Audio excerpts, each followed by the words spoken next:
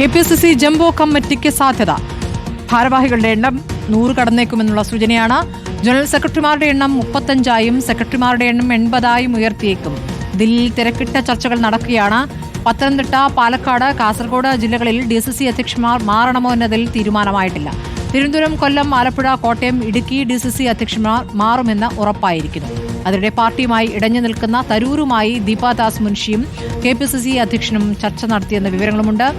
റോഷിപാൽ വിവരങ്ങളുമായി. റോഷിപാൽ, എത്ര ശ്രമിച്ചിട്ടും ഈ ജംബോ കമ്മിറ്റി എന്നതിൽ ഒരു മാറ്റം വരുത്താൻ കോൺഗ്രസിന് സാധ്യമാകുന്നില്ല എന്നുള്ളതാണ് മനസ്സിലാക്കേണ്ടത്. ഇപ്പോൾ പല DCC പ്രസിഡന്റുമാരെ മാറ്റുന്ന കാര്യത്തിലും പ്രധാനപ്പെട്ട നേതാക്കൾ ഇടഞ്ഞു നിൽക്കുന്നു.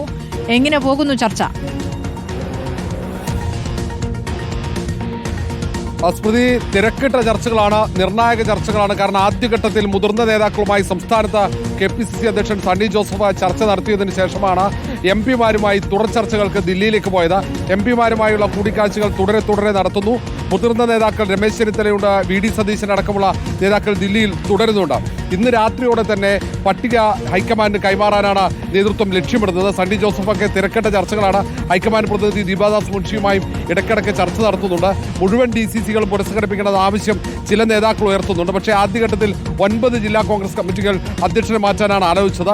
5 ജില്ലാ കമ്മിറ്റികളിൽ തൃശ്ശൂരിൽ ഏറ്റവും ഒടുവിൽ നിയമിച്ചത് കൊണ്ടാണ് മാറ്റാത്തത്. മറ്റ് 4 കമ്മിറ്റികൾ മികച്ച പ്രവർത്തനം കാഴ്ചവെക്കുന്നു എന്ന ഒരു വിലയിരുത്തലിന്റെ അടിസ്ഥാനത്തിൽ KPCC-ക്ക് ഈ തവണ ജംബോ കമ്മിറ്റി വരാൻ തന്നെയാണ് സാധ്യത. ഭാരവാഹികൾ ആകെ എണ്ണം നോക്കുമ്പോൾ 100 കടക്കുമെന്ന് ഏതാണ്ട് ഉറപ്പായി കഴിഞ്ഞു. 35 ജനറൽ സെക്രട്ടറിമാരെയും 10 വൈസ് പ്രസിഡന്റുമാരും ഉൾപ്പെടെയുള്ള കമ്മിറ്റിയാണ് രൂപീകരിക്കാൻ. ശരി റോഷിപാൽ, വളരെ വേഗത്തിൽ ആ നടപടിയിലേക്ക് കടക്കേണ്ടതുണ്ട് കോൺഗ്രസിന്. വിശദാംശങ്ങളാണ് റോഷിപാൽ നൽകിയത്.